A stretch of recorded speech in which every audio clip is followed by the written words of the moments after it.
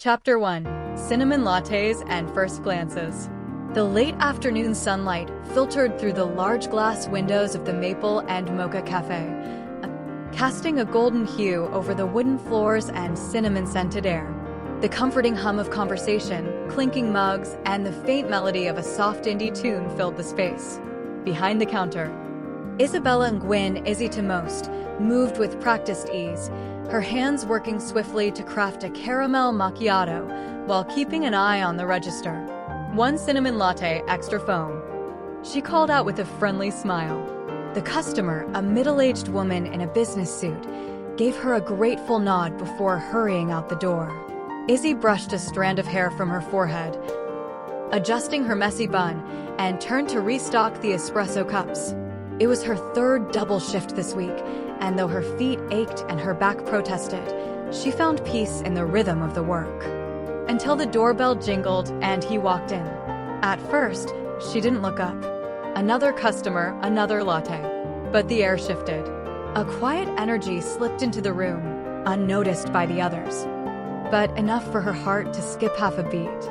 When she finally glanced up, she saw him. Leather jacket, slightly tousled dark hair, a guitar case slung casually over one shoulder. He had a half grin that said, "I'm trouble," and eyes that hinted at, "but maybe I'm worth it." He walked slowly to the counter, eyes flickering to the menu, then down to meet hers. "Hey," he said, voice low and smooth. "What's your best drink?" Izzy blinked, caught off guard by the directness. Well, if you like sweet, the cinnamon latte is my personal favorite." "Then I'll take one." "Surprise me." As she turned to make the drink, she could feel his gaze following her. It wasn't uncomfortable, just curious. A minute later, she handed him the cup. "First cinnamon lattes on the house," she said without quite understanding why. He raised an eyebrow. "That's so." She shrugged, brushing her apron. "It's just cinnamon and milk. Not exactly a masterpiece." He took a sip and smiled. "You'd be surprised how rare it is to find something simple done well." The line behind him started to grow, and she gave an apologetic nod. "Enjoy ya." "Liam," he said, tapping the name onto the cup with his finger. "Liam Harper." "Izzy," she replied, already reaching for the next order. He stepped aside, but lingered near the window seat, sipping the latte slowly. Before he left, he caught her eye again and gave a small wave. She didn't know why, but her stomach fluttered just slightly. The next day, he came back. And the next. Sometimes he brought a sketchbook, sometimes just the guitar. He didn't say much at first, just quiet glances, a comment about the music playing in the background, or a compliment about her latte art.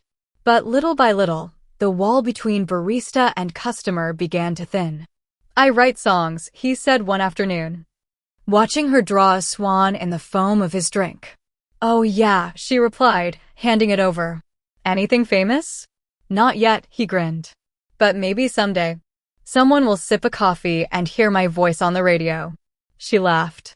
"Well, if you ever need a backup singer." "You sing?" "I used to," she said, lowering her voice. "Back in high school. Choir. Karaoke. Now I just sing to the milk frother." He leaned forward slightly. "You've got that voice. I can tell. Strong, but soft around the edges." She rolled her eyes. "That's not a thing." "It is now," he said. "I'm making it one." And just like that, a seed was planted. By the end of the month, he knew her work schedule better than she did. He brought her pastries when she skipped breakfast, offered to walk her to the bus stop, and played guitar on rainy evenings when the cafe emptied out early. At first, her coworkers teased her. "Your rockstar boyfriend's here again," Emma smirked, nudging her with an elbow. "He's not my boyfriend," Izzy said, but her cheeks betrayed her. "He will be," Emma grinned. "I give it a week." But at home, the atmosphere was far from playful. Her father, Daniel Nguyen, watched her with quiet concern. He saw the late nights, the distracted smiles, the way she started spending less time with the family. At first, he said nothing. He had raised Izzy to be strong and independent. But when Liam began showing up at their doorstep, picking her up for impromptu road trips or late-night music gigs, Daniel sat her down. Izzy, he said carefully, I know you're grown. I respect your choices. But I don't feel right about this boy. She crossed her arms. He's not a boy. He's an artist. He doesn't have a job, her father countered. No health insurance. No stable income. What kind of life can you build on guitar strings and gas money? Her mother, Teresa, remained quiet but worried. She had seen that dreamy look in her daughter's eyes before. And she remembered what happened when hearts got broken. I'm not asking for your permission, Izzy snapped one evening. You don't know him. He cares about me. And we care about you. Her father said softly. That's the difference. But Izzy didn't hear it. She was 23 and in love, or what she believed to be love. Her world revolved around Liam, his music, his dreams, his endless promises. He believes in me, she told her mother one night. So do we, Teresa whispered, eyes misty. But sometimes love isn't enough. And then came the moment. The fight. The slammed door. The suitcase packed in haste. I'm leaving, Izzy said, chin raised. You never supported me. You never trusted me. Daniel stood in the doorway, unmoving. I do trust you. But I don't trust the man you're chasing. She looked away. It's my life. Her mother sobbed silently on the couch, head buried in her hands. Izzy didn't look back as she walked out the door with Liam waiting in his beat-up sedan, engine rumbling. Outside, rain began to fall. And inside, a mother's heart began to break. Chapter 2. City Lights and False Promises. The lights of Los Angeles sparkled like diamonds scattered across a black velvet cloth. From the passenger seat, Izzy gazed out the car window as they drove past the glowing skyline, a flutter of excitement in her chest. It was her first time in the city, really in the city, and everything felt electric. Liam reached over and squeezed her hand. This is it, babe. Our new beginning. Izzy smiled and nodded, though the lump in her throat said otherwise. The argument with her parents still echoed in her ears, her mother's sobs etched into her memory. But Liam had promised this would be worth it. He said she'd never have to feel small-town stuck again. They pulled into a narrow alley behind a low-rise apartment building in East Hollywood. The building was old, with chipped paint and iron bars on the windows. The stairwell smelled like smoke and damp concrete. Liam fumbled with his keys and pushed open the door to a small studio. This is home, he announced. Izzy hesitated. The apartment was a single room with a mattress on the floor, a peeling kitchenette, and clothes strewn across a broken futon. A cracked mirror leaned against the wall. The place looked like it hadn't been cleaned in weeks. It's cozy, she said, forcing a laugh. It's just temporary, Liam added quickly. Once my gigs pick up again, we'll move somewhere better.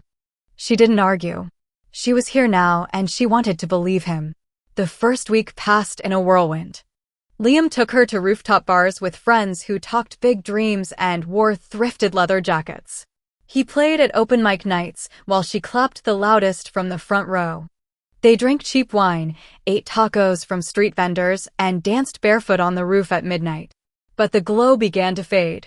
The gigs were small and unpaid. Liam slept in most mornings and spent the rest of the day playing video games or writing new lyrics that never quite became songs.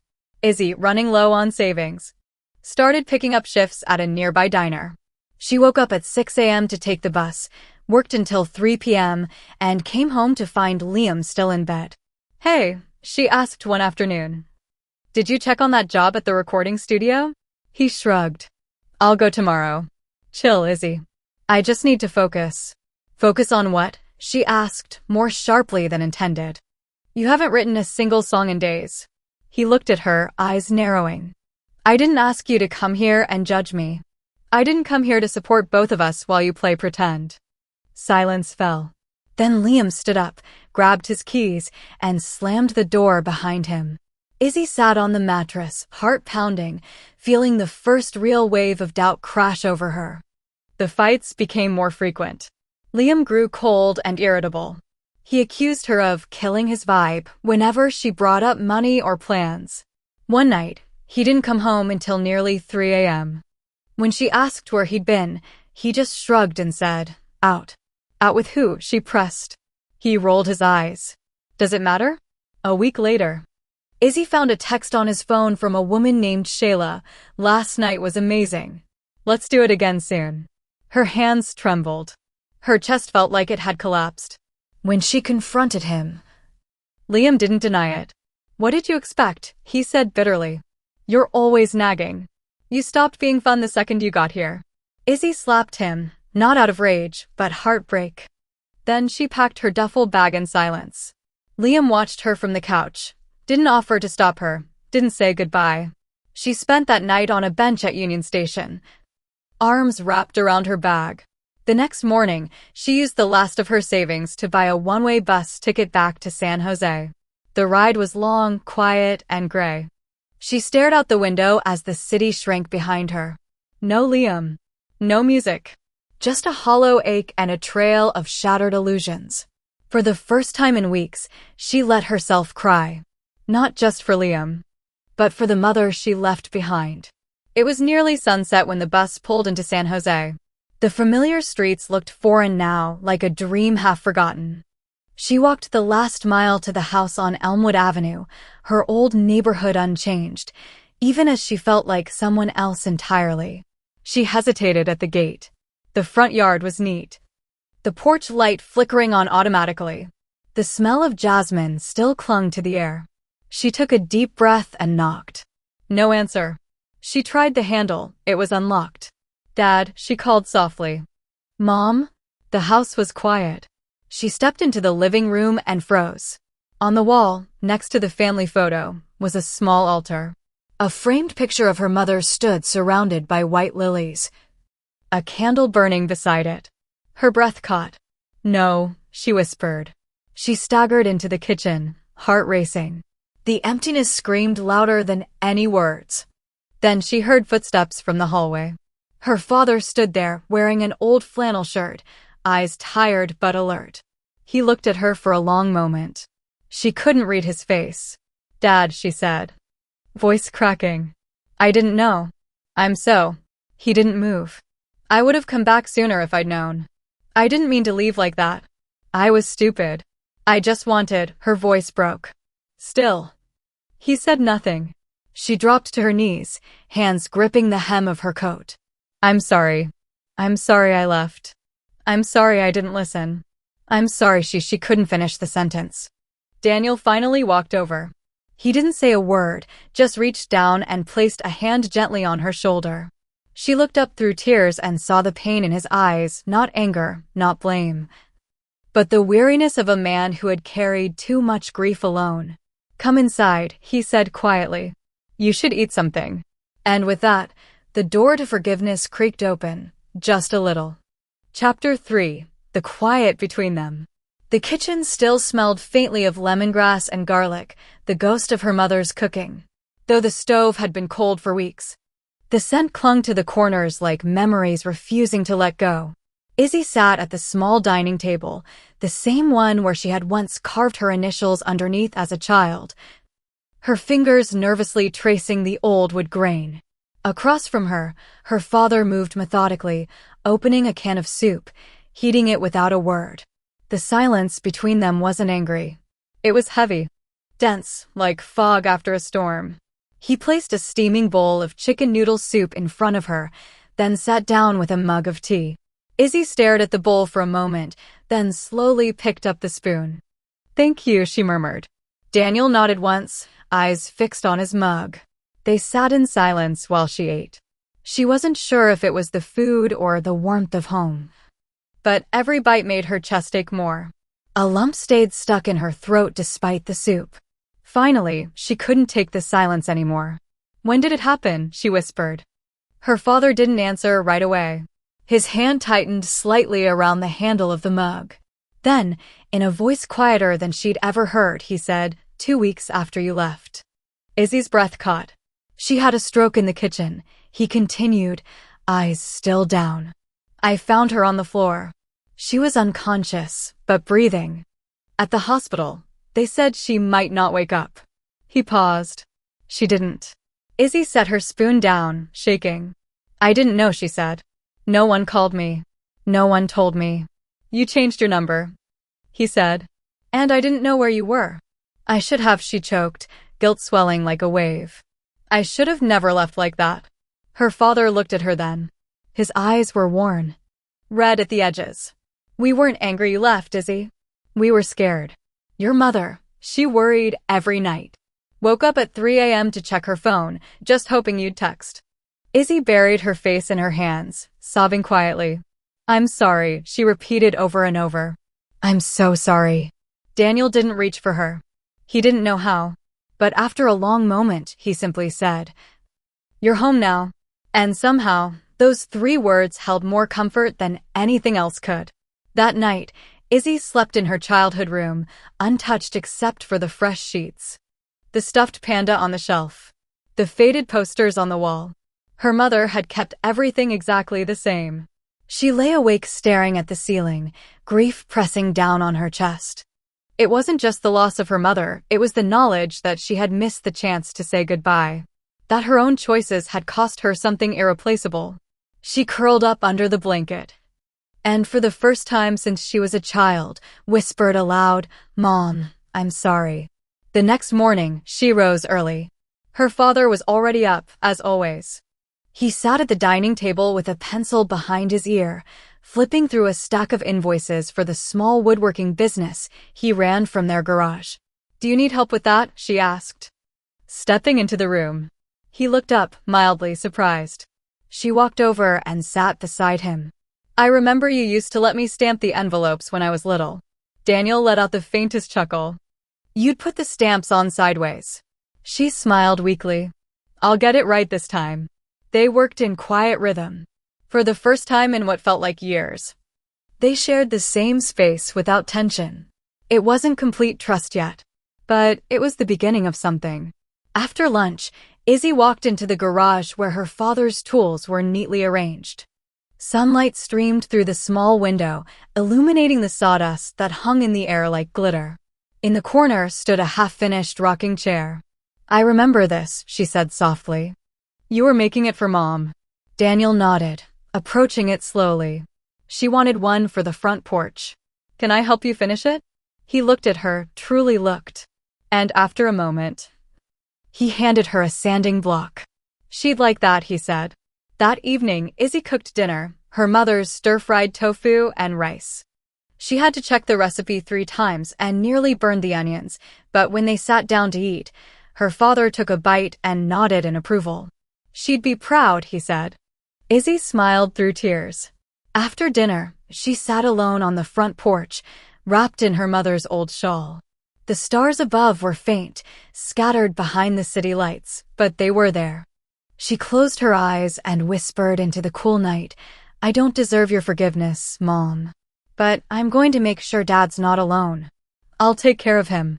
I promise. In the stillness, she imagined her mother's gentle hand resting on her shoulder.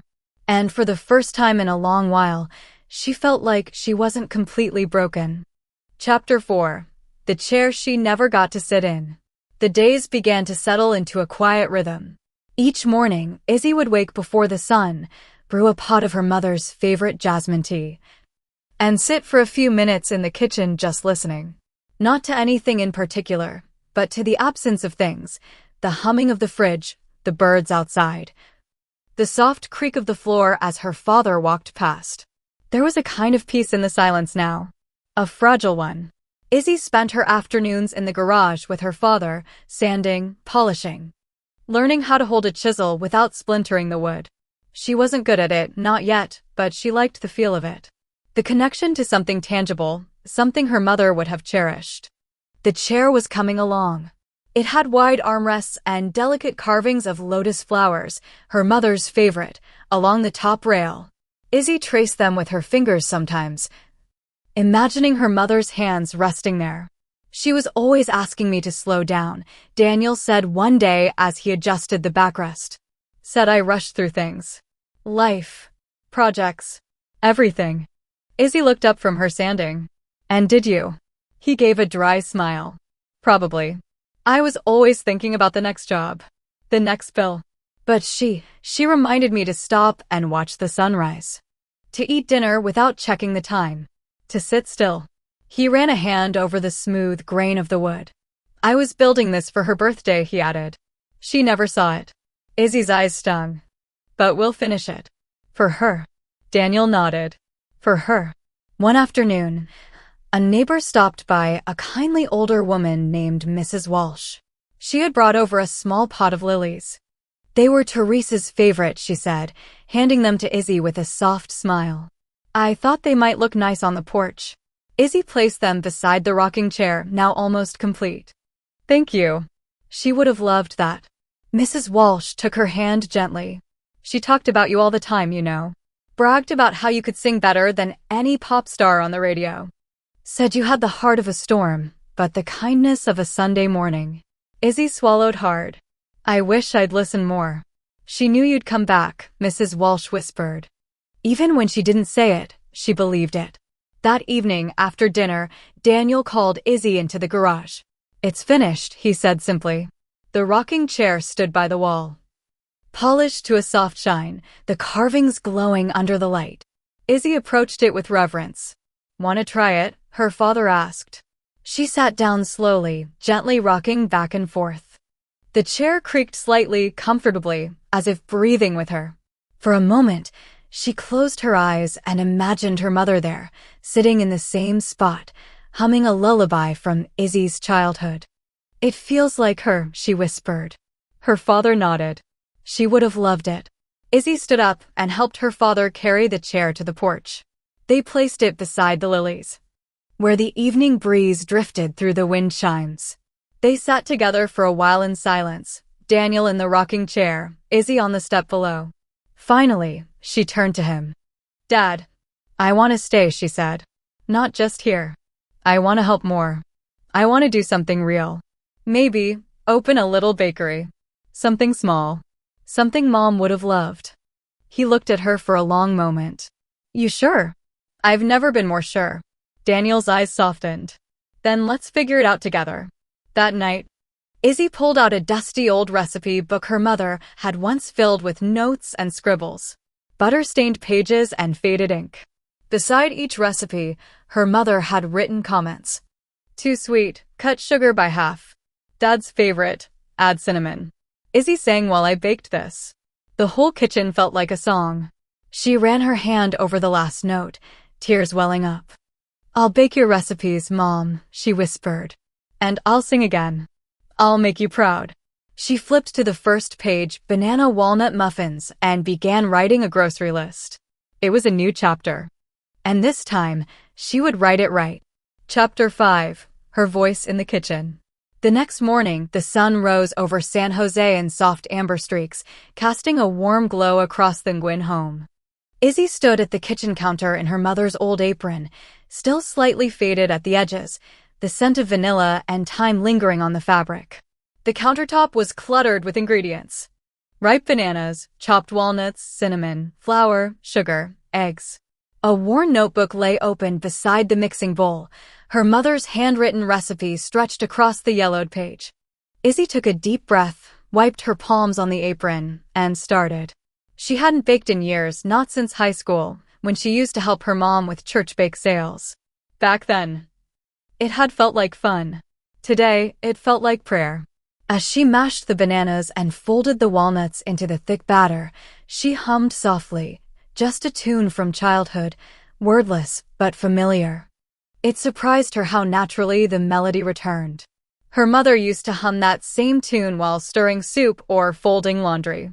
By the time the muffins were baking, the kitchen was filled with a warm, sweet aroma that wrapped itself around her like a blanket.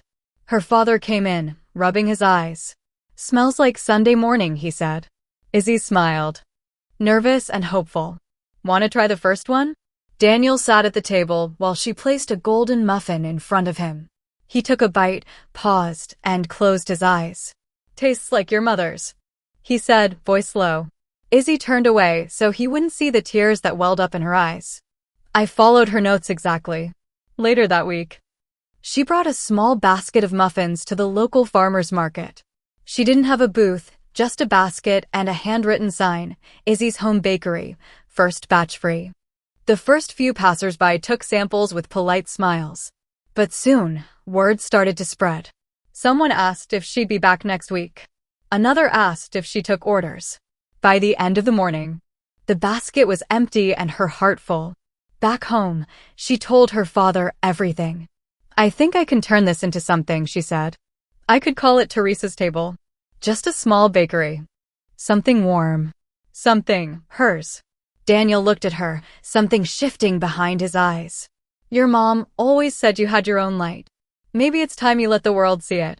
That night, Izzy sat on the porch beside the rocking chair. The lilies swayed gently in the evening breeze, and above her, the stars blinked softly. She held the recipe notebook in her lap. Inside the back cover, she noticed a small folded paper tucked between the pages. It was a letter. "Izzy, if you ever find this, it means you came home. I always knew you would.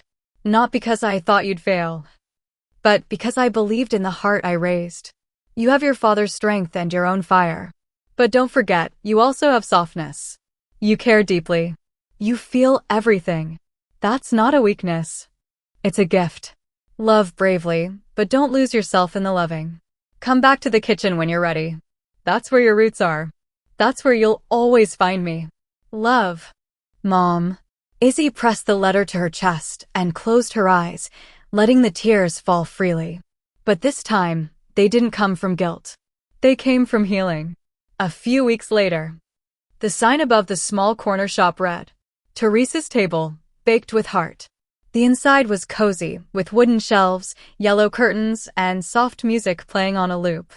A corner display featured her mother's recipe book, a photo of Teresa smiling in front of the family stove, and a note that read, "Every muffin tells a story. This one starts with coming home." And every morning, before opening the shop, Izzy would hum the same wordless melody as she mixed batter. She no longer needed the city lights or a boy with promises. She had her voice again. She had her father. She had the memory of her mother. And most importantly, she had herself. Chapter 6. The First Morning Rush. The bell above the bakery door chimed sharply at 7:01 a.m. Izzy had barely finished lining the display case when the first customer walked in, a tall woman in scrubs with tired eyes and a hopeful smile. "Are you the girl who bakes the banana walnut muffins?" she asked, her voice tinged with urgency. Izzy blinked, momentarily stunned. Yes. Just took them out of the oven." "I'll take 3, the woman said, pulling out her wallet. "They got me through a 12-hour shift last week." Within minutes, more customers trickled in, a retired couple who had read about the shop in the community newsletter, a high school teacher picking up breakfast for the staff lounge, and a young man who ordered one of everything for research, he claimed. Izzy moved quickly, adrenaline humming beneath her skin. She was used to customer service, but this was different. This wasn't a chain cafe or someone else's brand. This was her mother's recipes, her father's support, her name on the sign above the door.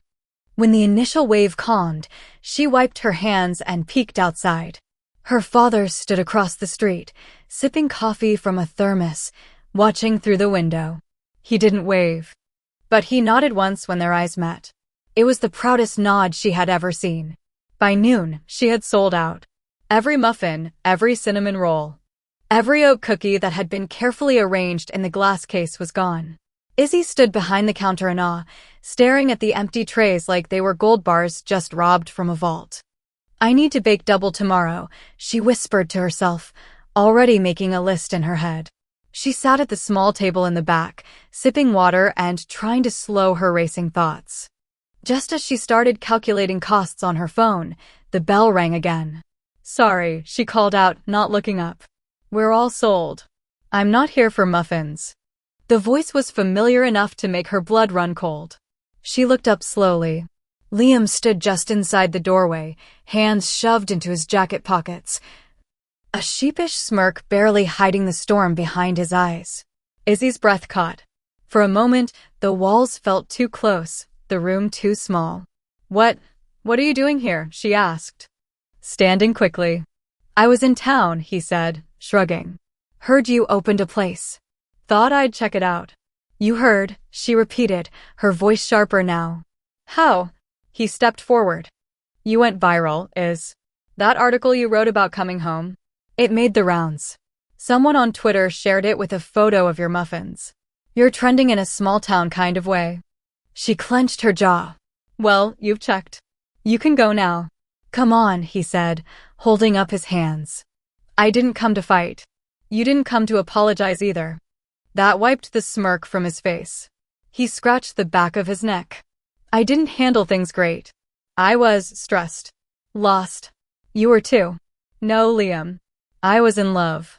You were in a fantasy. He looked down at his shoes. I just thought maybe we could talk. We just did, she said, folding her arms. His eyes found hers again. You look different. Stronger. I am. For a long second, neither of them moved. Then Izzy nodded toward the door. Take care of yourself, Liam. He lingered. But when she didn't waver, he finally turned and walked out. As the door swung shut behind him, the bell chimed once more, sounding softer than before. Izzy exhaled a breath she hadn't realized she was holding, and smiled. She wasn't scared of ghosts anymore. Chapter 7. What he left. What she found. The sun was beginning to lower behind the rooftops of San Jose, painting the sky in hues of peach and lavender. Izzy stood in front of the shop door for a long time after Liam left. Her arms still folded across her chest, though she no longer felt cold. It had been months since she'd last seen him. But the emotional bruises, the ones that didn't show on the skin, still pulsed faintly in her memory. She half expected to crumble when he walked through that door. But she hadn't. Not even close. She'd stood her ground. And it wasn't just anger. It was clarity. The kind that came not from heartbreak, but from healing. That evening, as she locked up and turned off the lights inside Teresa's table, she noticed something wedged under the mat by the door. A thin envelope. No name. No return address. Curious and cautious, she picked it up, turning it over in her hands. The paper felt cheap, like something from a gas station convenience store. Inside was a folded note and a photo. She opened it slowly. Izzy, I know I messed up. You don't owe me forgiveness. But in case no one ever told you this, you saved me more than once, even when I didn't deserve it. I kept this from our first gig night. You were laughing. You looked alive. You deserved someone better than me. I hope you found it. Liam. Tucked inside was a faded Polaroid. She was standing outside a dive bar in Los Angeles, holding a muffin in one hand and making a goofy peace sign with the other. Her cheeks were flushed. Her smile was real. It was a piece of herself she'd forgotten existed. Izzy stared at the photo for a moment, then folded the letter back up.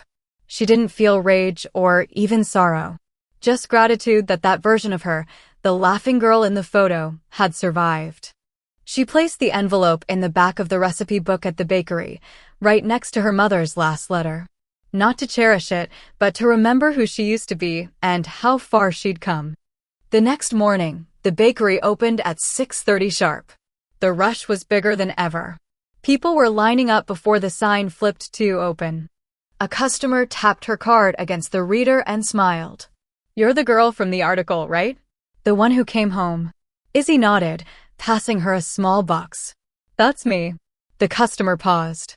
Can I just say, your story gave me the courage to visit my dad again after 6 years. Izzy blinked. Really? The woman nodded.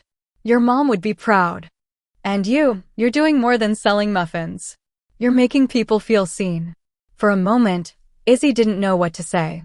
She simply smiled, placed a warm cranberry scone in the woman's box, and whispered, "This one's on the house."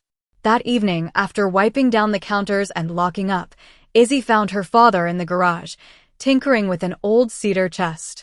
You never stop working. Huh, she teased. Daniel glanced up. Keeps my hands busy. Want company? He slid over a stool with his boot. You sand, I chisel.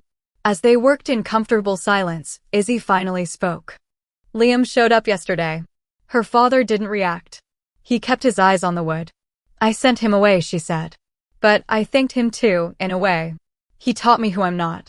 Daniel gave a quiet nod. Izzy continued, her voice softer now. I used to think love was about chasing, begging. Proving yourself worthy. But it's not. She looked up at him. It's about staying. Showing up. Just like you did for Mom. For me. Daniel didn't speak for a long time. Then, finally, he said, sometimes love is just a quiet hand building something that lasts. Izzy smiled. Like a rocking chair. Or a bakery. They both chuckled. As the sky turned navy and stars began to dot the horizon, Izzy placed a candle in the shop window. A small ritual. A quiet thank you to the woman who started it all. She whispered toward the stars, Mom, I'm okay. And for the first time, she truly meant it. Chapter 8. A Letter from the Past. The early spring air carried a chill, but Izzy found it comforting as she opened the windows of Teresa's table and let the breeze sweep through the bakery. Outside, the dogwood trees were just beginning to bloom, their delicate pink petals a promise that winter had passed. Inside, the scent of orange zest and cardamom filled the shop, Izzy's new scone recipe, an ode to her mother's Sunday tea rituals. Customers had started to request her creations by name. She kept a chalkboard by the counter where she wrote a quote each day, usually something her mother used to say.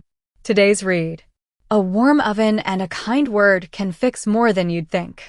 Teresa N. At 2:45 p.m., the bakery door opened with its familiar chime. Izzy looked up, expecting a customer. Instead, she saw a uniformed postal worker carrying a small brown envelope. You're Isabella Nguyen? The woman asked. That's me. I've got something that was held in storage. Found during a property cleanout in Los Angeles. There's a forwarding order from last fall. It just took a while to catch up to you. Curious, Izzy signed for the envelope and thanked her. Once the bakery was empty again, she opened it on the counter. Inside was an envelope in her mother's handwriting. Izzy stared at it, breath caught in her throat. To my Izzy, in case you ever come home. From Mom? Her hands trembled as she slid the letter out. The pages were creased, ink slightly faded. The handwriting was neat, careful. My darling Izzy, if you are reading this, it means the world has turned a little. Maybe something hurt, maybe something healed. I don't know what path you took, but I want you to know I never loved you less for choosing it. I was scared, yes. But not of you failing. I was scared of the silence. Of not knowing if you were safe. Of not being able to remind you, even once more, how much you are loved. If you find this, I hope you are okay. I hope you've forgiven yourself for whatever you thought broke you. And I hope you've come home, not just to this house, but to yourself. My sweet girl, you were never lost. Just finding your way. Love always. Mom. P.S. I still owe you a batch of double chocolate cookies. You'll have to make them for me now. Izzy pressed the letter to her heart and sank into the nearest chair. Her tears were quiet, steady. But this time, they weren't from grief. They were from grace. That evening, she showed the letter to her father. He read it silently, then handed it back. Your mother always knew how to say the right thing. Izzy smiled. Even from the other side. Daniel glanced toward the kitchen. You know, we've got chocolate chips. Izzy blinked. You want to bake cookies? You want to keep a promise, he corrected. Together, they stirred batter and dusted flour across the counter like snow. Izzy licked chocolate off her finger. Just like she used to as a child. Her father pretended not to notice, though the corner of his mouth twitched in a smile. As the cookies baked, the scent filled every room, rich, nostalgic, warm. They sat at the dining table, eating the first batch with mugs of milk. I think she'd approve, Daniel said. Izzy leaned her head on his shoulder. Dad, she asked. Yeah? I think I want to expand. Add a corner for tea. A bookshelf. Maybe even a little stage for open mic nights. For poetry. Or music. He looked at her. Music? She nodded. I stopped singing for a long time. But I think I'm ready again. Daniel didn't speak right away. He simply patted her hand. She'd love that, he said. You finding your voice again. Izzy smiled. It's what she wanted. Outside, the petals from the dogwood trees drifted gently to the ground. And inside, a daughter, once broken, was building again with love, with flower. And with every note of a song she was finally ready to sing. Chapter 9. A Song for Teresa. The small bell over the bakery door jingled again, and Izzy barely had time to look up between orders.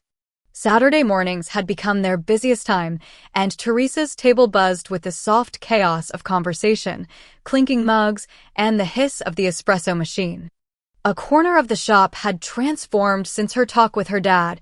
Cozy pillows lined a small stage platform with a microphone and a single acoustic guitar on a stand.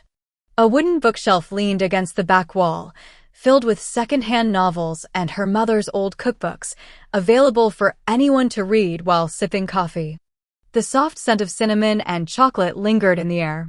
It smelled like home now. But beneath Izzy's usual rhythm of taking orders and restocking trays, there was a nervous flutter in her chest. Tonight was open mic night, and for the first time in years, she was on the list. By evening, the shop was dimly lit, candles glowing on each table. Her father had pulled together some of his old friends from church, and Emma from the cafe had driven all the way up from Santa Clara just to see her perform. Even Mrs. Walsh brought a thermos of chamomile tea and a plate of lemon cookies for nerves. Izzy stood behind the curtain of the staff area, gripping the neck of her guitar like a lifeline. She hadn't sung in front of people since high school. Back then, her mother would sit in the front row of every school concert, mouthing the lyrics with her, her eyes misty with pride. "You're not afraid," Teresa used to whisper backstage. "You just care. That's different." Izzy closed her eyes and took a breath. She wasn't afraid. She cared about doing this for her mother. For herself, for the girl who once thought she had to leave everything behind to be worthy of love. Now she knew better. Now she had come full circle. When she stepped onto the stage, the chatter dimmed. She sat on the stool, adjusted the mic, and looked out over the crowd. Her dad stood near the back, arms crossed, his eyes never leaving hers. She spoke softly. "This is for my mom," she said. "For anyone who's ever made a mistake and found their way back." The first chords rang out simple, warm, honest. A melody she'd been working on in private for weeks. The lyrics came easily now. "You were the candle in the kitchen, the hands that knew the way. And I was too young to listen. So I turned and walked away. But I heard you in the silence. I found you in the bread. In every cup of morning tea. In all the things you said. And now I sing with open arms, my voice a thread of gold. You're the warmth that I return to, the story I still hold." As the last chord faded, the room remained quiet for just a beat longer. Then came the applause. Gentle, but full. People didn't cheer loudly. They clapped with the kind of reverence that belongs to something sacred. Izzy smiled through tears. After the crowd thinned and the last chair was tucked in, Daniel helped her stack the music stands. "You wrote that?" he asked. She nodded. Every word. He was quiet for a moment. Then he reached into his jacket and pulled something out, a folded paper. It was worn at the edges, as if he'd carried it for weeks. "I found this in your mom's nightstand after she passed. It's a note she never got to give you." Izzy opened it with trembling hands. "Izzy, one day, you'll come back stronger, not because of the pain, but because of the love you rediscover. Let your voice be heard, even if it trembles, even if it takes years. You are not lost. You are growing. I believe in you, Mom." Izzy folded the letter slowly, holding it to her chest. "Thank you," she whispered to her father. He gave her a small, proud smile. She knew you'd sing again. That night, Izzy lit a single candle on the front porch of the bakery, beside the rocking chair and the pot of lilies. The flame flickered gently in the wind, casting long shadows over the pavement. Above her, the stars shimmered. Inside her, peace bloomed. Not the peace that comes from perfection, but the kind that grows from forgiveness, from courage, from the decision to stay and make things right. And as she locked up the bakery, humming her mother's lullaby under her breath, Izzy knew. This was love. This was home. Chapter 10. The Call That Changed the Routine. The weeks that followed open mic night settled into a gentle rhythm. Each morning, Izzy arrived at the bakery before sunrise.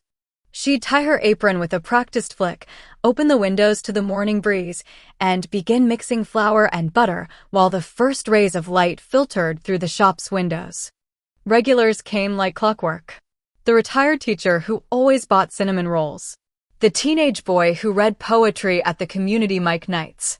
The new mother who said Izzy's ginger tea saved her sanity. Every corner of Teresa's table pulsed with quiet life. But even in this calm, something inside Izzy began to stir. A new kind of restlessness, not the old ache to escape, but something softer, a desire to grow. She started keeping a journal again, scribbling down ideas for new recipes, thoughts about community workshops, even hosting baking classes for kids, the way her mom used to teach her. Possibilities sparkled around her like flower dust in the sunlight. One Thursday afternoon, she had just finished cleaning the espresso machine when her phone buzzed. Unknown number. She hesitated before answering. "Hello. Is this Miss Isabella Nguyen?" a warm male voice asked. "Yes." "Who's calling?" "This is Dr. Edwin Mitchell, from the Community Education Department at Evergreen Valley College. I read your feature in the San Jose Chronicle, and I think you're exactly the kind of person our students need to hear from." Izzy blinked. I'm sorry. He chuckled. "Don't worry. I'm not asking for muffins. Not yet. I'm calling to ask if you'd consider speaking to our vocational studies class. It's a program for adult learners, many of them overcoming setbacks, like you did. I think your story could really resonate." Izzy gripped the edge of the counter. "That's incredibly kind. I've never done anything like that before. All we ask is honesty," he said. "You have that in spades." She promised to think it over, hung up, and sat in stunned silence. Her. Speaking. As someone with something to teach? The girl who once ran away with a dream and came back with nothing but guilt? That night, Izzy shared the news with her dad while they ate leftover lentil soup and sesame toast. "A guest speaker?" he said, raising an eyebrow. "I know. It sounds crazy." Daniel took a bite, chewed slowly. "It doesn't sound crazy." She looked at him, surprised. "You've built something real," he said. "And you didn't do it by chasing attention. You did it by coming back, by showing up. That's worth talking about." Izzy felt her throat tighten. "But what if I freeze up? What if I say something dumb?" Daniel shrugged. "Then you laugh. And you keep talking." She smiled. "You're getting good at this parenting thing." He smirked. "Took me long enough." On the night before the event, Izzy found herself in front of the mirror in her room, rehearsing. She held a whisk like a microphone. "My name is Izzy, and I used to think success looked like neon lights and big city rooftops. But now I know, sometimes success looks like showing up at 5 a.m. to knead dough and make coffee for people who remember your mom's name." She paused, then added, "I thought I had to leave to matter. Turns out, I had to come home to grow." She stared at her reflection, flushed cheeks, soft strength in her posture. For the first time, she didn't just look like someone who survived. She looked like someone who had something to give back. Chapter 11. Standing in the Light. The auditorium at Evergreen Valley College wasn't as intimidating as Izzy had feared.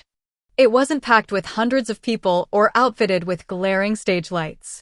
It was a modest classroom with rows of folding chairs, a projector screen pulled halfway down, and about 30 students of all ages seated with notepads in their laps.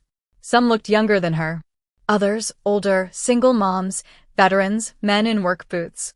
Women with tired eyes but eager expressions.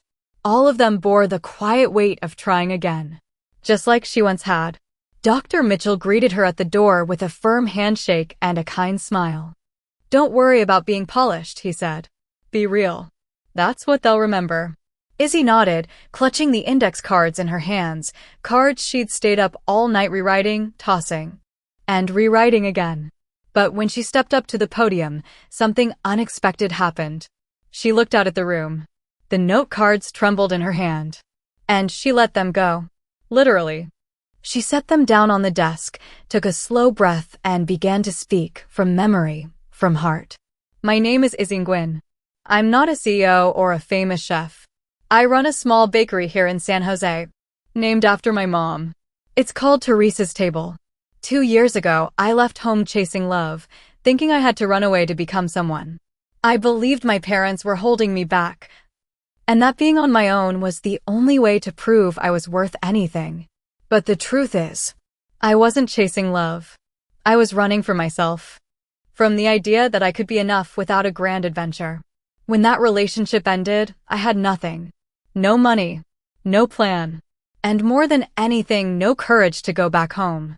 She paused, her throat tightening. But I did. And when I walked through that front door, I didn't come back to disappointment. I came back to silence.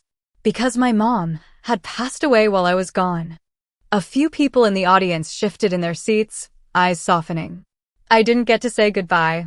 I didn't get to hear her voice one last time. But I found her in the recipe book she left behind. In the way my dad quietly forgave me, and in every muffin I baked from her notes. She smiled now, letting the emotion pass like a wave that didn't drown her. I rebuilt my life on the things I once took for granted. My hands, my roots, my voice. And the most important thing I've learned isn't how to run a business. She looked around the room, catching a few gazes. It's how to stay. How to choose showing up, even when it's hard. Especially when it's hard. After she finished, there was a quiet moment, then gentle, steady applause. No roaring crowd. No spotlight. But she had never felt prouder. Students came up to her afterward, one by one. Some shared their own stories of loss, of divorce, of second chances. One woman, no older than Izzy, said through tears, "I thought I was the only one who'd let my mom down." "You're not," Izzy said, reaching for her hand. But that's not the end of the story. As she left the college, she called her dad. "I did it," she said. "I knew you would." There was a pause on the line. Then Daniel added, "Your mom would have cried through the whole thing." Then bragged to every person in line at Safeway. Izzy laughed, heartful. She probably would have baked cookies for the students too. Then I guess it's a good thing you inherited her recipes. That night, Izzy sat in the shop with the windows open, her guitar resting on her knee. The street was quiet. The rocking chair on the porch creaked softly in the wind. She hummed a new melody, one that hadn't found words yet. But it would. Because this time, she wasn't writing a song to forget the past. She was writing one for the future. Chapter 12. Footsteps on Familiar Ground. A week after the college event, Izzy woke up to a knock on the bakery's back door. She usually opened shop through the front. But this knock, soft and hesitant, wasn't from a customer. She wiped her hands on a towel and pulled the door open. Emma, she blinked in surprise. Her old coworker from Maple and Mocha Cafe in Santa Clara stood there, hair windblown, a duffel bag slung over one shoulder, and a sheepish expression painted across her face. "Hey," Emma said with a breathless laugh. "Surprise?" Izzy pulled her into a hug instantly. "What are you doing here?" she asked, half laughing, half confused. Emma stepped inside and took a deep breath, letting the warm scent of cinnamon rolls wash over her. "I quit. The cafe got bought out. It wasn't the same anymore." "Oh no." "Oh yes," Emma grinned. "And I figured, if I'm going to figure out what to do next, why not do it next to someone who rebuilt her whole life with flour and forgiveness?" Izzy blinked. "Are you saying?" "I want to help," Emma said. "Not just in the kitchen. I want to learn how to do what you're doing. Build something that matters." Izzy felt a sudden, unexpected warmth spread through her chest. She had always seen herself as someone starting over. She hadn't realized people might see her as someone to start with. That week, the bakery hummed with a new energy. Emma quickly became a natural, organizing shelves, experimenting with recipes, even adding a new matcha shortbread cookie that sold out on day one. They stayed up late painting a mural in the reading nook, rolling hills, a sun rising over flour bags, and in the center, a small round table with 3 chairs, one for Izzy, one for her dad, and one symbolizing the memory of Teresa. Izzy's voice returned in new ways too. She began hosting weekly story nights, part spoken word, part music, part confessional. People from across San Jose came to share their memories and poems, their heartbreaks and healing. One Thursday, an elderly man stood on the small stage, hands trembling. and read a letter he'd written to his wife who had passed 15 years ago. When he finished, there wasn't a dry eye in the shop. Izzy served him a slice of orange poppy seed cake afterward and said, "Thank you for trusting us." He smiled, eyes misty. "It's strange. This little place feels like church." One morning, as Izzy restocked the display case, her father walked in holding a large envelope. "This came for you," he said. It was from a publishing imprint in San Francisco, one she had sent a small booklet to, more on a whim than with any real expectation. It was a collection of stories and recipes called Baked with Heart, Lessons from Teresa's Table. She opened the letter with trembling fingers. "We loved your voice," it read. "We think others will too. We'd be honored to help you bring this to shelves." Izzy blinked. Then read it again. A book. A real book. Her father read the letter beside her, expression unreadable for a moment. Then he clapped a hand gently on her back. "She'd be proud, you know." Izzy looked at him. "I just wanted to share her warmth with the world." "You did," he said. "And now the world wants a second helping." That evening, after the bakery closed, Izzy stood outside on the porch, watching the stars. Emma joined her, handing her a warm mug of chamomile tea. "So what now, published author?" Emma asked. Izzy laughed, still stunned. "No. I keep baking. I keep showing up. I keep choosing to stay." She glanced up at the sky. "And I keep listening for her voice in the quiet." The two women sat in silence, sipping tea, the porch light flickering beside them. From inside the bakery, the scent of something sweet lingered. Izzy whispered to the wind, "Thank you, Mom." And the wind, gentle, familiar, whispered back. Chapter 13, Roots and Wings. The spring festival in downtown San Jose was in full swing. Banners fluttered between lampposts, kids with face paint darted through the crowds, and booths stretched down every block, offering everything from handmade soap to local honey to live jazz in the square. This year, for the first time, Teresa's Table had a booth of its own. Izzy stood behind a wooden table covered in gingham cloth, her mother's old recipe book placed carefully in the corner beside a framed photo of Teresa smiling, beside a tray of muffins. Baskets overflowed with baked goods, lemon lavender scones, apple cinnamon loaves, and Emma's matcha shortbread, now officially branded Green Grace. A handmade chalkboard sign read, "Baked with Heart, a taste of healing." The line stretched around the corner. "Okay," Emma said, tying back her hair. "If one more person asks if we ship to Oregon, I'm quitting and opening a fulfillment center." Izzy laughed, wiping flour from her cheek. "You love it." Emma grinned. "I do. It's just wild. This used to be your mom's dream. Now it's the town's comfort food." Izzy glanced at the booth, at the customers smiling as they bit into soft, warm muffins. She nodded slowly. "And it's ours now. Not just hers. She started it. We get to carry it forward." Later that afternoon, Daniel arrived, carrying a small wooden box under his arm. "What's that?" Izzy asked, wiping her hands on a towel. "A gift," he said, placing the box gently on the table. "For the booth. For the book. For everything you've done." Izzy opened the lid. Inside was a handmade wooden sign, carefully carved and painted. It read, "Teresa's Table. A daughter's love. A mother's recipes. A place to begin again." Izzy's throat tightened. She looked up at her father, eyes glistening. "You made this?" He nodded. "Took a few late nights. Thought you might want something permanent."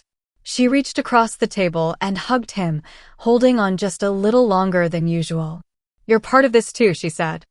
"You stayed when I didn't." He smiled softly. "And you came back when you could have stayed gone." They stood in silence for a moment, watching the crowd wander past, the smells of kettle corn and barbecue drifting through the air. "I think she would have loved today," Izzy said quietly. Daniel nodded. "She's here.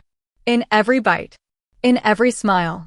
As the sun began to set, casting golden light across the festival, a local musician stepped onto the community stage. It was open mic hour. Izzy felt something stir in her. She wiped her hands, smoothed her apron, and walked over. A few minutes later, she stood at the mic, guitar in hand. "I wasn't planning to sing tonight," she said, scanning the crowd. "But this moment, it feels like something worth marking." A hush fell. She strummed the first chords of a new song, one she'd written weeks ago but never dared to share. "They said the world was waiting. So I chased the sky too fast. Forgot the soil that held me, the stories in my past. But home was never leaving. It was learning how to stay. And love was in the quiet hands that never walked away." As she sang, the crowd grew still. And somewhere in the front row, her father closed his eyes. Later that night, long after the booths were packed up and the sky filled with stars, Izzy stood in front of the shop. The sign her father made now hung proudly above the bakery's door. Teresa's table. A place to begin again. And she had. Not by erasing her past, but by rooting herself in it gently, bravely, fully. Chapter 14. Begin again. The bakery was quiet. It was one of those rare, sacred mornings when the ovens were still off, the chairs were stacked, and the sunlight streamed through the windows like soft breath. A hush before the hum. Izzy sat alone at the corner table, sipping tea from her mother's favorite porcelain cup, white with blue roses, a slight chip on the rim. Across from her lay the final proof copy of her book, Baked with Heart. Lessons from Teresa's table.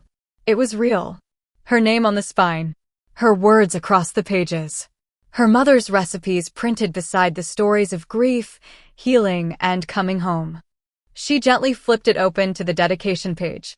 "To my mother, Teresa, for teaching me that love doesn't need noise, just consistency. And to my father, Daniel, who waited without bitterness. This is our story, one muffin at a time, ****. Her eyes blurred with quiet tears.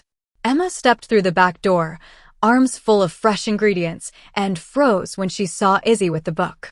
"Oh my God," she said, setting down the bags. "Is that the real deal?" Izzy nodded, holding it up with a shaky smile. Emma squealed and grabbed her in a flour-dusted hug. "You did it. We did it," Izzy corrected.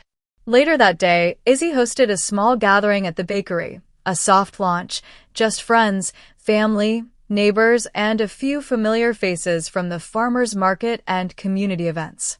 There was a little reading nook set up with a stack of the books, a table full of samples, and a corner where guests could write down their own favorite memories of food, love, or someone they missed. The place buzzed with laughter and stories. Daniel stood quietly near the register, watching his daughter glide between tables with ease, laughing, listening, thanking people not just for buying a book, but for being part of the story. Someone tapped his arm. "Mrs. Walsh. She's something else, isn't she?" she said, watching Izzy sign a copy of the book for a teenage girl with tears in her eyes. Daniel smiled, soft and proud. She always was. She just had to see it for herself.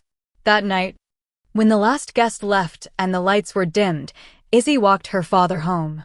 They strolled in comfortable silence, past the familiar hedges and flower beds her mother had once fussed over, past the porch where the rocking chair still swayed in the wind. When they reached the front door, Daniel turned to her. "You know," he said, "I thought I'd lost you. That you were gone for good." Izzy took his hand. "I thought I was too. But you came back." She nodded. "And now I know something I didn't before." "What's that?" She smiled, tears brimming. "Home isn't just a place to return to. It's something you rebuild. Choice by choice. Day by day." Daniel didn't say much. He simply pulled her in for a hug, firm, lasting, full of everything they never used to say. Back at the bakery, Izzy sat once more with her tea and her book. She opened to a blank page at the end, the one the publisher had left for reader reflections. Instead, she picked up her pen and began to write something new. Not for the customers. Not for the students. Not even for her parents. For herself. Dear Izzy, you made it. Not perfectly, not quickly, but honestly. You learned how to forgive. You learned how to sing again. And most importantly, you learned how to stay. Not because you had nowhere else to go, but because you finally knew where you belonged. The moon hung full and still above the city. Inside the bakery, the last candle flickered, and Izzy Gwynn, once lost in love, now wrapped in purpose, closed her eyes and whispered, "I'm ready." Chapter 15. The Offer. The email came on a quiet Tuesday afternoon, right after the last school rush cleared from the bakery and Izzy had just poured herself a second cup of chamomile tea. The subject line read, "Opportunity to feature on Voices of Resilience NPR podcast interview request." She clicked it with cautious curiosity, expecting maybe a scam, or worse, a mass email blast. But it wasn't. It was personal. Direct. Dear Ms. Nguyen, I recently came across your story and new book through a segment in the San Jose Chronicle. Your journey from loss to rebuilding struck a deep chord with our editorial team. We'd love to invite you as a guest on our upcoming episode of Voices of Resilience *, where we spotlight people who found purpose in unexpected places *. If you're interested, we'd be honored to host you. Warmly, Natalie Sue. Segment producer, NPR, West Coast. Izzy reread it 3 times. Her? On NPR? She stared at the screen, heart fluttering with a mix of disbelief and anxiety. Being featured in a local paper was one thing. Singing at open mic night, even publishing a small book, those had felt manageable. But this? National? Public? Her finger hovered over the keyboard, frozen. Then she heard the familiar clink of a spoon in a teacup. Her father had come in quietly, sipping his own drink from the corner table where he always sat during the late shift, quietly listening to the day fade. "You look like someone just asked you to marry a stranger," he said. Izzy huffed a soft laugh. "Feels almost that intense." She turned the screen toward him. He read the email slowly, then looked at her. "Do you want to do it?" "I don't know," she admitted. "Part of me does. But the idea of speaking to thousands of people? It's terrifying." Daniel shrugged. "You already speak to dozens of people a day. You already put your heart in print. This is just a wider table." "A wider table," she repeated, the phrase sticking to her ribs like something solid. He gave her a quiet smile. "You don't have to say yes today." But that night, after closing the bakery, Izzy sat alone at the reading nook. The room smelled like baked apples and honeyed lemon, the candles casting slow shadows on the wall. She stared at the email one last time, took a deep breath, and typed, "Dear Natalie, I'd be honored." Then she clicked send. And just like that, the girl who once ran from everything had said yes to something bigger than fear. Chapter 16. Behind the Mic. The NPR studio in San Francisco was a small, soundproofed room filled with soft light and thick acoustic panels. Izzy sat on a comfortable chair, headphones resting over her ears, the microphone poised just inches from her lips. Across from her, Natalie Sue smiled warmly, her voice calm and inviting through the monitor. "Thank you so much for joining us today, Izzy," Natalie began. "Your story is one of perseverance and rediscovery. Can you tell our listeners what it felt like to come home after everything you'd been through?" Izzy took a breath, feeling the weight of thousands of unseen listeners. "It was terrifying at first," she said softly. "I was ashamed. I thought I'd failed my family, my mother, myself. But coming home wasn't about returning to the past. It was about learning how to forgive and rebuild." Natalie nodded. "You've been very open about your journey, your mistakes, your regrets, and your healing process. How did you find the courage to face those parts of yourself?" Izzy smiled, eyes closing briefly. "It wasn't overnight," she admitted. "It was in the small moments, the smell of cinnamon baking, the quiet mornings with my dad, the recipes my mom left behind. Those things reminded me that love isn't about perfection. It's about showing up, even when it's hard." Natalie's voice was gentle. "What message do you hope your story sends to others?" "That it's okay to be broken," Izzy said. "And it's okay to come back home to yourself, to your family, to the things that ground you. Healing isn't a straight path. Sometimes you have to get lost to find where you belong." The interview continued, weaving through laughter, tears, and moments of reflection. When it ended, Izzy felt lighter, like a burden she hadn't realized she was carrying had finally been lifted. After the studio, Izzy walked through the city streets, the cool breeze carrying the distant sounds of street musicians and city life. Her phone buzzed constantly, Messages from friends, family, and strangers touched by her words. Back at the bakery the next morning, the ripple effect was clear. The community was buzzing with new energy and curiosity. Sales soared, and more people stopped by just to say, "I heard you on NPR." Daniel watched the transformation quietly, pride shining in his eyes. One evening, as Izzy closed up, he approached her with a small package wrapped in brown paper. "For you," he said simply. Inside was a delicate silver locket, an old family heirloom that had belonged to Teresa. "Open it," Daniel urged. Izzy unclasped the chain and opened the locket to reveal a tiny photo of her mother smiling warmly. "Mom's with you," Daniel said. "Every step of the way." Izzy touched the locket to her lips, tears welling again. "Yes," she whispered. "She is." Chapter 17. The Unexpected Visitor. The late afternoon sun poured golden light across the kitchen as Izzy wiped down the counters after a busy day. The bell above the door chimed softly, and she looked up to see a figure standing hesitantly in the doorway. It was Liam. His clothes were a little more worn, and there was a nervousness in his eyes that hadn't been there before. Izzy's heart clenched for a moment, but she stood tall. "Liam," she said quietly. "What brings you here?" He shifted awkwardly, stepping further inside the warm bakery.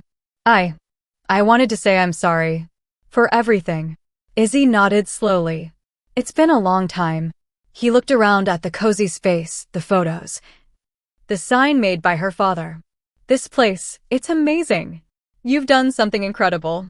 "I had help," she said softly. He took a deep breath. "I was selfish before. I thought I was chasing my dreams, but I was running from responsibility. You showed me what it means to stay, to build, to forgive." Izzy met his gaze, searching for the man she once loved. "I don't expect anything," Liam continued. "I just wanted to tell you thank you for being brave enough to come home." For a long moment, they stood in silence. Then Izzy smiled, a quiet, genuine smile. "Thank you for saying that." Liam nodded, then turned toward the door. As he stepped out into the fading light, Izzy felt a weight lift, knowing that sometimes healing meant letting go. Chapter 18. New Beginnings. The months following Liam's visit felt different, lighter somehow. Izzy woke each morning with renewed purpose. The bakery was no longer just a tribute to her mother or a way to mend broken bonds. It was becoming a beacon for her own dreams. Emma, now her full-time partner in the bakery, suggested expanding their offerings to include savory pies and sandwiches. Izzy, inspired by her mother's love of family dinners, began experimenting with recipes that blended comfort food with local flavors. Daniel continued his woodworking in the garage, but now often stopped by to help around the shop, fixing shelves, building a new display case, even crafting a small bench for customers to wait outside. One afternoon, as the warm California sun filtered through the windows, Izzy stood behind the counter and watched the steady flow of familiar faces, neighbors, friends, and new customers all sharing laughter and stories over coffee and pastries. She realized then that the love she had once run from had transformed into something stronger, rooted, enduring, and full of hope. Later that evening, Izzy sat on the porch with her father. The wooden rocking chair creaked gently beneath him as they watched the stars appear one by one. "I'm proud of you, Izzy," Daniel said softly. She smiled, feeling the weight of those words settle warmly in her chest. "Thank you, Dad, for never giving up on me." He reached over and squeezed her hand. "No matter where you go or what you do, this will always be home." Izzy looked up at the night sky. "And I'm finally brave enough to stay." Chapter 19. A Celebration of Light. The soft glow of fairy lights draped across the front of Teresa's table twinkled against the twilight. The bakery was alive with warmth and laughter, filled with the hum of conversations and clinking glasses. Tonight was a celebration, the 5th anniversary of the bakery's reopening. Izzy stood by the doorway, welcoming guests, longtime customers, neighbors, and friends she'd met on her journey back home. Her father stood nearby, quietly proud, greeting each person with a warm smile. The air was scented with vanilla, cinnamon, and fresh-baked bread, the fragrances that had come to define the space. Later, Izzy stepped up to the small makeshift stage, a glass of sparkling cider in hand. "Thank you all for being here," she began, her voice steady but full of emotion. "5 years ago, I walked through the doors of this house as someone broken and uncertain. Today, I stand here because of your love, your support, and the memory of a woman who taught me what it means to truly come home." She paused, looking over the faces in the crowd. "This bakery is more than a business. It's a story of forgiveness, resilience, and the light that lives within all of us, even in our darkest moments." The crowd erupted in applause. After the speeches, the music began, a gentle acoustic set by a local musician, filling the bakery with soft melodies. Izzy found herself on the porch later, looking up at the stars. The rocking chair creaked under the evening breeze, reminder of how far she'd come. Her phone buzzed, a message from Natalie Sue at NPR. "We'd love to feature your story in a national special this fall. Let me know if you're interested." Izzy smiled softly, fingers tracing the locket around her neck. She was ready. Chapter 20, Home at Last. The morning sun spilled through the bakery windows in warm, golden rays. The air smelled of fresh bread, coffee, and a hint of jasmine from the small bouquet on the counter. The shop buzzed quietly with the familiar rhythm of a new day. Izzy stood behind the counter, her hands steady as she prepared a batch of her mother's favorite cinnamon rolls. The locket hung lightly around her neck, a comforting weight that reminded her of everything she had lost and everything she had found. Her father entered quietly, a smile tugging at the corners of his mouth. "Morning, Izzy," he said softly. "Morning, Dad," she replied, her eyes shining. They shared a look, a silent conversation filled with love, forgiveness, and unspoken understanding. Later that afternoon, Izzy sat in a studio in New York City. The microphone was set, the lights gentle, and across from her sat the host of Voices of Resilience, ready to record. She spoke confidently, her voice carrying the story of a girl who once ran away in search of love, only to find it waiting at home all along in family, in forgiveness, and in herself. When the recording ended, Izzy stepped outside into the bustling city streets, the noise and energy wrapping around her like a new song. Her phone buzzed with messages of support and love. She smiled, feeling a deep peace settle within her. That evening, back in San Jose, the bakery was quiet. The rocking chair sat empty on the porch, bathed in soft moonlight. Izzy stepped outside, taking a deep breath of the cool night air. She looked up at the stars and whispered, "I'm home." And for the first time, she meant it with every part of her heart.